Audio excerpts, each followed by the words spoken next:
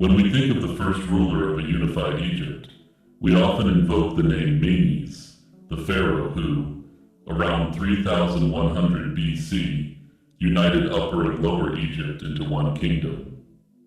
In later Egyptian tradition, Menes is celebrated as the founding monarch of the first dynasty. Modern scholars generally identify Menes with the historical king Narmer. Narmer's victory palette shows him wearing both the white and red crowns of Upper and Lower Egypt, symbolizing unification. By all accounts, Menes was the pioneer of Egyptian kingship as we know it. However, despite being referred to as a pharaoh in modern sources, he would have been unfamiliar with the term. The word pharaoh, derived from an Egyptian word meaning great house, was not a title for the king in his time. Early Egyptian kings called themselves the Egyptian equivalent of king of Upper and Lower Egypt. The word that would develop into pharaoh at that time referred to the royal palace, not a person. It would be much more than 1,000 years after Menes before an Egyptian ruler would be addressed as pharaoh.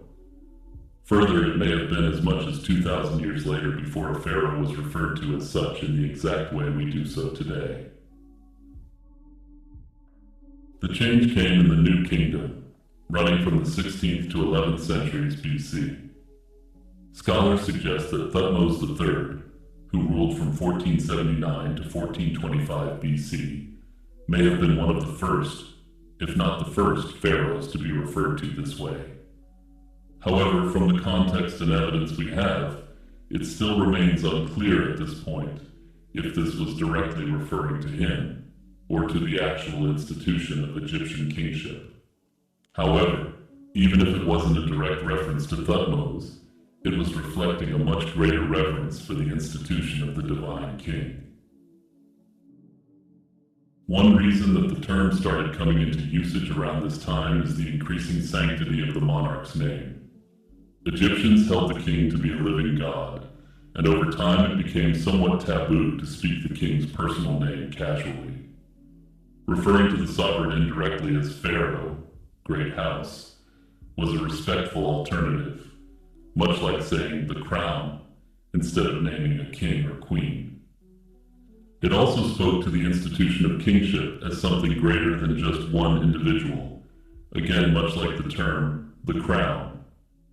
This practice echoed an old cultural attitude. For example, certain gods' names were not spoken aloud in ritual, and similarly, the god king's name was treated with reverence. By the reign of Akhenaten, pharaoh was commonly used to mean the king in written records. It appears in letters and inscriptions as a stand-in for the ruler, indicating that the usage was well established by that time. From then on, pharaoh effectively became a title of the monarch. Notably, for several centuries this title was used on its own. Egyptian texts would just say, pharaoh did something, without adding a personal name. Records don't describe Akhenaten as Pharaoh Akhenaten, but rather as Pharaoh or Akhenaten. The first pharaoh definitively referred to with the title followed by his name was Pharaoh Siamun, a ruler who reigned from 986 to 967 BC. That said, whether he was the first remains up for debate. He may simply be the first ruler we have definitive evidence of being referred to this way in official writings. Hey everyone, it's Jimmy here, just reminding you to click that like button, subscribe, and share this video with your friends and family. Also, be sure to mention any historical mysteries or controversies you'd like to see covered in the comments below. Now let's get back to business. Imagine the scorching sun over Saqqara, Egypt's vast city of the dead, where archaeologists brush away golden sand in search of a legend. They're hunting for the tomb of Imhotep, a man who lived over 4,600 years ago, yet whose genius still looms large in history. Imhotep wasn't a pharaoh, but his name echoes through time as priest, architect, physician, and later as a god of healing. Strangely, for all his renown, Nobody today knows where this brilliant figure's final resting place lies. His tomb remains one of Egypt's most interesting unsolved mysteries, one that has now eluded scholars from numerous civilizations for millennia. During the 27th century BC, at the dawn of Egypt's third dynasty, Imhotep rose from the ranks of commoners to become one of the most trusted advisors of Djoser. He bore lofty titles according to an inscription on Djoser's own statue base, a fact that perhaps makes him the first non-monarch recorded in history. These titles tell us that Imhotep was Djoser's chief minister, the high priest of the sun god's temple, and the kingdom's lead architect and builder. Such honors on a king's statue were unprecedented for someone not of royal blood, suggesting Imhotep was regarded almost as a member of the royal family.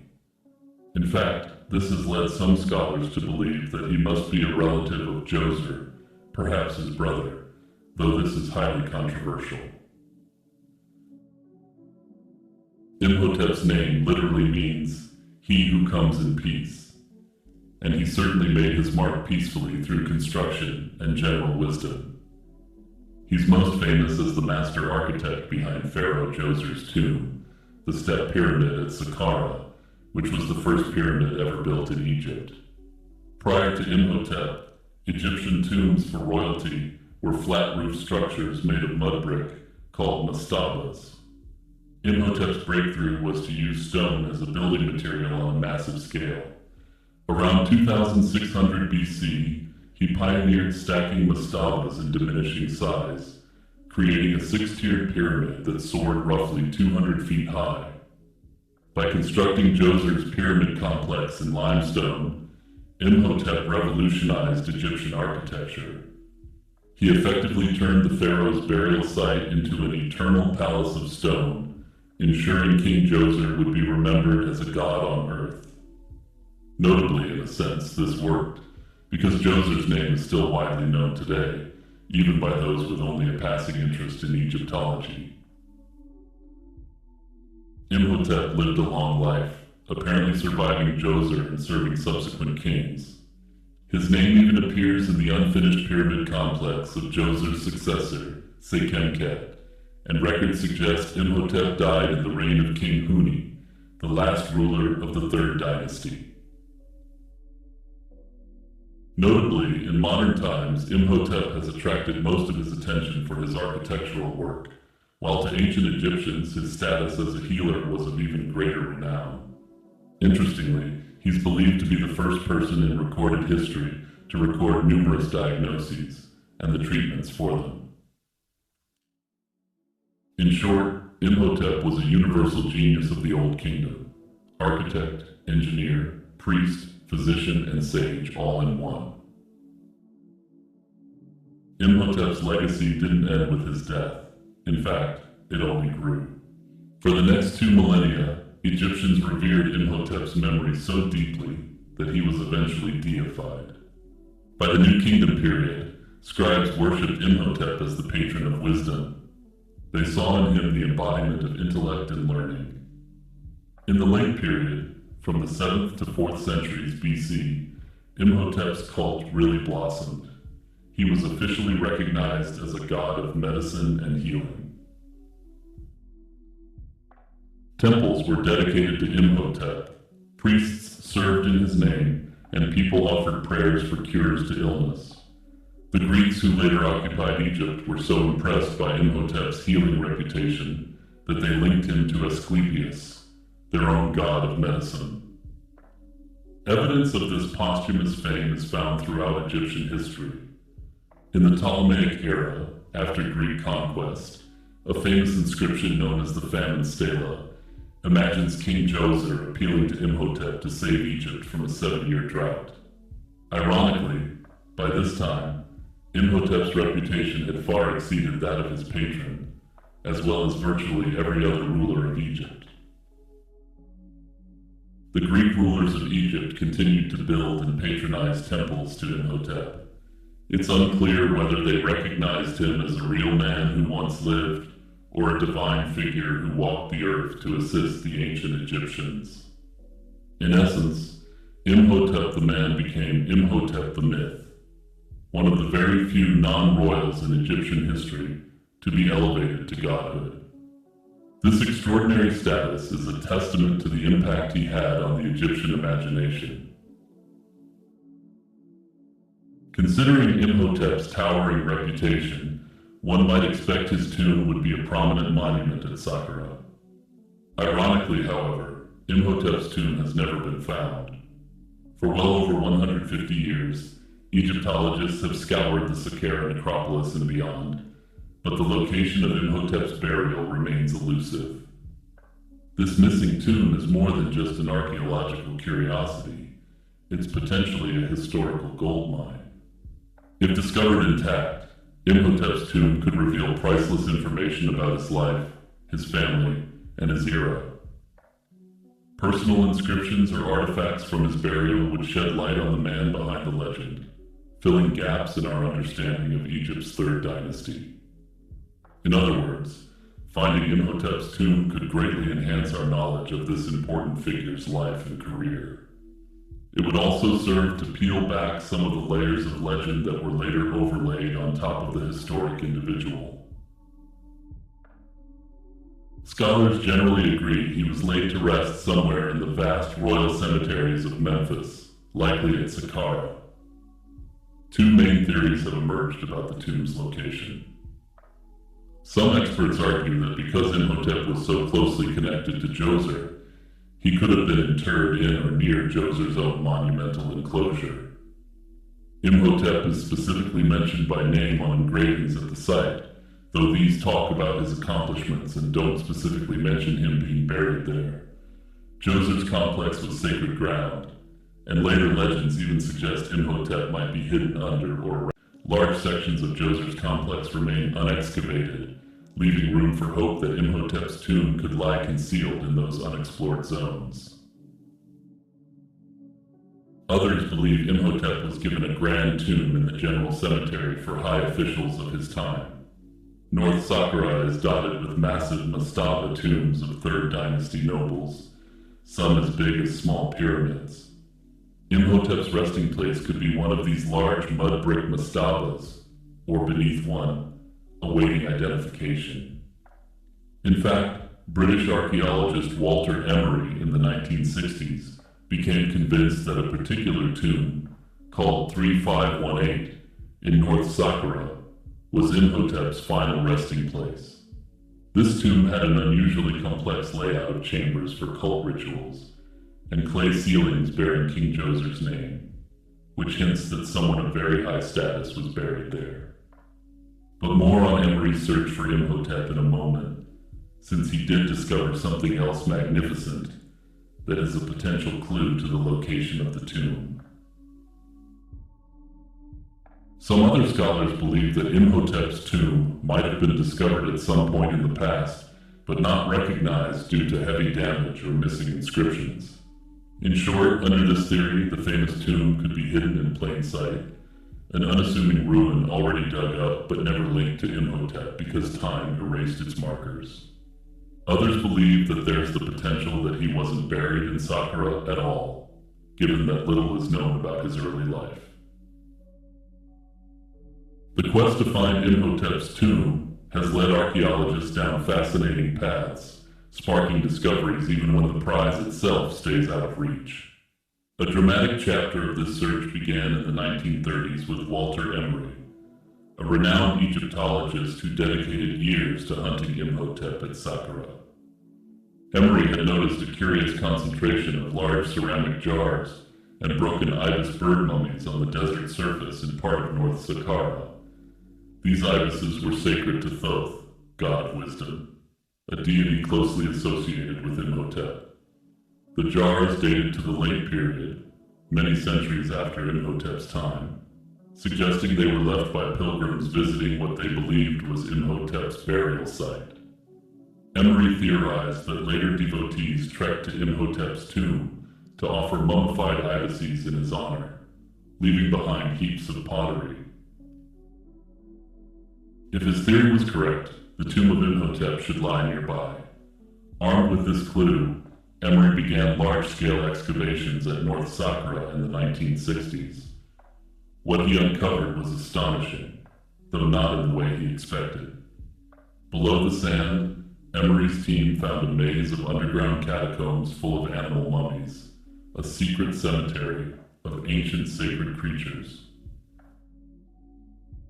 There were tunnels filled wall to wall with ibis mummies in jars, others with hawks and falcons, and even areas for baboons and bulls.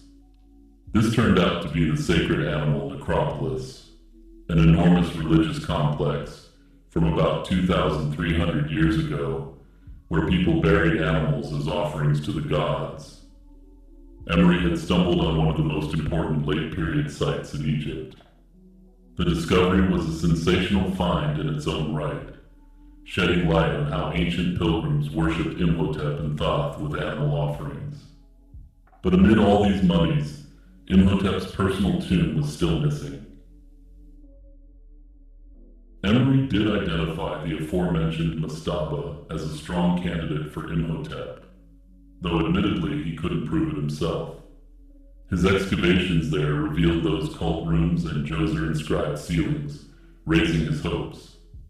Yet, frustratingly, no definitive proof emerged, and it's been suggested that the reason the site has so much related to Imhotep's life is because it was a devotional site rather than a tomb. It's necessary to keep in mind that the people worshipping Imhotep at this time were about 2,300 years removed from the life of the man himself. To put things in perspective, we're now about 2,300 years removed from the lives of those Imhotep worshippers. In 1970, as Emery continued digging in hopes of that breakthrough, he suffered a stroke at the site. He passed away in Cairo a few days later, ending his quest without the ultimate success he had sought. Emery's lifetime search for Imhotep had instead unlocked a different treasure, the vast animal cult complex, but the man he sought remained in the shadows. In the decades after Emery, various Egyptologists have revisited the search with fresh eyes and new technology. Ground-penetrating radar surveys have identified some intriguing anomalies under the sands of North Saqqara. There are hints of large rectangular structures that could be candidates for Imhotep's tomb. These buried structures, however, remain unexcavated, essentially X marks on a map awaiting future exploration. Thousands of years ago, Imhotep helped immortalize King Djoser by building a house of stone for his spirit. Yet Imhotep's own immortality has taken a different form. Not a known tomb or mummy, but a legacy of legend and a puzzle that refuses to be solved. The tale of Imhotep's tomb is a reminder of how much of the ancient past still remains hidden. The Saqqara bird is a small, carved wooden object that has captivated historians and aviation enthusiasts alike for over a century. Discovered in 1898 during the excavation of a tomb at Saqqara, this intriguing artifact dates back over 2 millennia to around 200 BC. It resembles a stylized bird, with outstretched wings measuring about 7 centimeters across, and a lightweight body weighing less than 1/10 of a pound. Crafted from sturdy sycamore wood and originally mounted on a rod, the figurine immediately stood out as a curious find. At first glance, it seems like a simple bird carving, but its unusually plane-like form has puzzled and inspired speculation ever since. In form, it resembles a bird of prey. The carving is sleek and almost aerodynamic, with flat, horizontal wings as if poised in glide. The head is carved with a hooked beak, reminiscent of a falcon, a creature sacred to the ancient Egyptians. The tail is broad and level, though the artifact notably lacks legs or painted detail. Its craftsmanship is simple yet well proportioned, suggesting the maker had a good sense of balance. Today, this little wooden bird is displayed in Cairo's Egyptian Museum, where its plane-like silhouette continues to fascinate visitors. Visitors can find it on the museum's upper floor among other animal figurines. Yet this particular piece stands out as a mystery of its own. Without inscriptions or records, archaeologists have had to speculate on why this miniature bird was made. One idea is that it served a ceremonial or symbolic function. Falcons were sacred in Egypt, representing sky gods like Horus and Ra, so a falcon-shaped figure could have been a ritual object or charm for protection. Another possibility is that it was a toy for a child of the elite. Under this theory, some have even likened it to a form that might glide when thrown, given that ancient Egyptians used such hunting tools for birds. Others suggest it functioned as a weather vane or was mounted on the front of a sacred boat during religious festivals. Any of these uses might fit its context in the Ptolemaic period, but without definitive evidence, they remain educated guesses. The Sakura bird's fame grew largely due to a controversial idea that it was more than a toy or ritual figurine, that it was actually a model of an ancient Egyptian flying machine. This bold theory took off in the 1960s, when Khalil Massia, an Egyptian physician, suggested the wooden bird was a proof-of-concept glider. He pointed to its wing shape, arguing it could generate lift. The flat top of the tail, he believed, once held a tail stabilizer that later broke off. To test this, Massia built an enlarged replica with an added tail fin, and according to his reports, the model did glide when launched. This claim was met with some skepticism by the aviation community. Unfortunately, others tried to recreate his supposed experiment, and no one else could replicate the results. Aeronautical engineers who analyzed the artifact have noted practical problems. It's too heavy and unbalanced to glide effectively, especially since it lacks a tail rudder for stability. The academic community also greeted this ancient airplane theory with skepticism as well. No depictions or writings from Egypt hint at any attempt to fly, and a lone wooden model isn't proof of lost technology. All evidence to date suggests the artifact was never meant to be a serious flying device, but rather a static object with symbolic or practical purpose.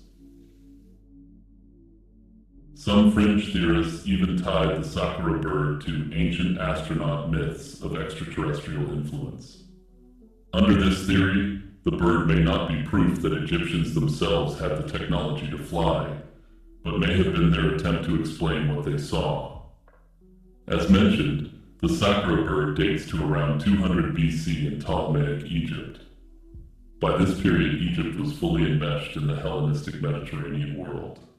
Alexandria, founded by Alexander the Great, had become the intellectual and commercial hub of the region, with the Great Library fostering rapid exchange of ideas and technologies. Had there been genuine evidence of flying machines or extraterrestrial visitors, Greek and Egyptian scholars would surely have recorded it in writings. This was a period where this knowledge would have circulated across Egypt, Greece, and beyond. The complete absence of such accounts in papyri, inscriptions, or classical literature makes the ancient astronaut explanation both unnecessary and unsupported. Despite decades of study, the Sakura bird still remains an Egyptian enigma. That said, all evidence suggests that it was a much more grounded object than some would like to believe.